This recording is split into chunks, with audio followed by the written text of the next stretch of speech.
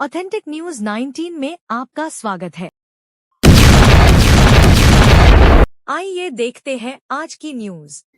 Run ಮಾಡಲಿಕ್ಕೆ ಶ್ರೀ ಚಂದ್ರಶೇಖರ್ ನೇರ್ಲಾ ಅವರು last year August 2025 ಅಲ್ಲಿ ಸುಧಾ ಮನೆಕುಂಟ್ಲ ಅವರಿಗೆ ಒಂದು GPA ಕೊಟ್ಟಿರ್ತಾರೆ for 3 months to run the administration. ಸ್ಕೂಲನ್ನು ನಡೆಸ್ಕೊಂಡು ಹೋಗ್ಲಿಕ್ಕೆ ಅವರೊಂದು GPA ಕೊಟ್ಟಿರ್ತಾರೆ.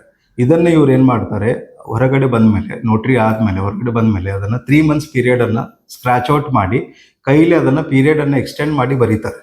ಬರ್ಕೊಂಡು ಈ GPA ಬೇಸಿಸ್ ಮೇಲೆ ಸೊಸೈಟಿ ಮೆಂಬರ್ಸನ್ನು ತೆಗೆದು ಇವರೇ ಇನ್ಕ್ಲೂಡ್ ಆಗಬೇಕು ಅನ್ನೋ ಒಂದು ಉದ್ದೇಶದಿಂದ ರಿಜಿಸ್ಟ್ರಾರ್ ಕಾಂಟ್ಯಾಕ್ಟ್ ಮಾಡಿಕೊಂಡು ಅಲ್ಲಿಂದ ಇವರೇನು ಮಾಡ್ತಾರೆ, ಫೋರ್ಜರಿ ಸಿಗ್ನೇಚರ್ಸ್ ಮಾಡಿ 3 ಮೆಂಬರ್ಸ್, ಗುಂಡು ಜೋಸಫ್, ಆಮೇಲೆ ಚಂದನ್ ರಾಜ್ ಪಿಲ್ಲೆ, ಮರ್ಯಾದಾಸ್ ಗೋನಾ ಅನ್ನೋ ಈ 3 ಮೆಂಬರ್ಸ್, ಎಕ್ಸಿಸ್ಟಿಂಗ್ ಮೆಂಬರ್ಸನ್ನು ಇವ್ರದ್ದು ಫೋರ್ಜರಿ ಮಾಡಿರುವಂಥ ಸಿಗ್ನೇಚರ್ಸ್ ತಗೊಂಡು ರೆಸಿಗ್ನೇಷನ್ ಮೇಲೆ ಈ ರೆಸಿಗ್ನೇಷನ್ ಕಾಪೀಸನ್ನು ರಿಜಿಸ್ಟ್ರಾರ್ ಕೊಟ್ಟು ಅವ್ರ 3 ಮೆಂಬರ್ಸನ್ನು ತೆಗೆದು ಇವ್ರು ಆ್ಯಡ್ ಆಗ್ತಾರೆ. ಸುಧಾ ಮನೆಕುಂಟ್ಲ ಅವರು, ಪುರುಷೋತ್ತಮ್ ರಾವ್ ಕಲ್ಲಕುಂಟ್ಲ ಅವರು, ಆಮೇಲೆ ಆಂಥೋನಿ ಭಂಡಾರಿ ಅನ್ನೋರು, ಇವ್ರು 3 ಮೆಂಬರ್ಸು ಈ ಸೊಸೈಟಿ ಒಳಗಡೆ ಎಂಟ್ರಿ ಆಗ್ತಾರೆ as A ಚೇರ್ಮನ್ನು, vice chairman, secretary ಅಂತೇಳಿ.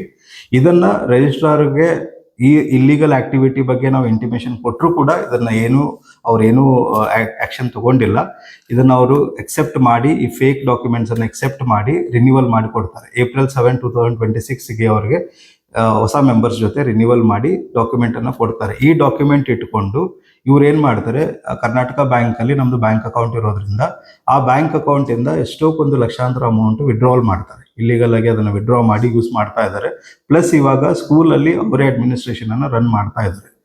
ಈಗ 29 ಮೇಗೆ ಸ್ಕೂಲ್ ಸ್ಟಾರ್ಟ್ ಆಗೋ ಚಾನ್ಸಸ್ ಇದೆ. ಸೊ ಆ ಟೈಮಿಗೆ ಇವರೇ ರನ್ ಮಾಡ್ತಾ ಇದ್ದಾರೆ. ಮುಂದೆ ಹುಡುಗರದು ಭವಿಷ್ಯ, ಆಮೇಲೆ ಟೀಚರ್ಸ್ದು ಇದೆಲ್ಲ ಒಂದು ಸ್ವಲ್ಪ ಪ್ರಾಬ್ಲಮ್ ಆಗ್ತಾ ಇದೆ.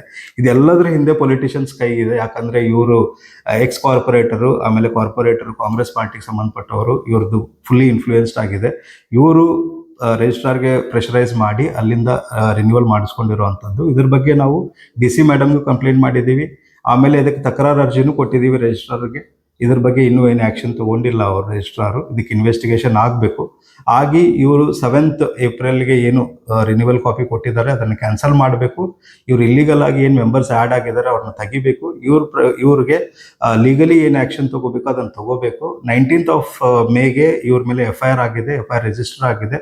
ಬಟ್ ಇಲ್ಲಿವರೆಗೂ ಅದ್ರ ಮೇಲೆ ಏನು ಆ್ಯಕ್ಷನ್ ಆಗಿದೆ ಅನ್ನೋದು ನಮ್ಗೆ ಇನ್ನೂ ಐಡಿಯಾ ಇಲ್ಲ. ಬಟ್ ರೆಗ್ಯುಲರ್ಲಿ ಅವ್ರು ಸ್ಕೂಲ್ಗೆ ಹೋಗ್ತಾ ಇದ್ದಾರೆ, ಅಲ್ಲಿ ಆ್ಯಕ್ಟಿವಿಟೀಸ್ ಮಾಡ್ತಾ ಇದ್ದಾರೆ. ಸೊ ನಾವು ಇದಕ್ಕೆ ಸಂಬಂಧಪಟ್ಟ ಅಧಿಕಾರಿಗಳು ಏನಿದೆ ಒಂದು ಸ್ವಲ್ಪ ನಮ್ಗೆ ಸಪೋರ್ಟ್ ಮಾಡಿ ನಮ್ಗೆ ನ್ಯಾಯವನ್ನು ಮಾಡಿಕೊಡ್ಬೇಕಾಗಿ ವಿನಂತಿ.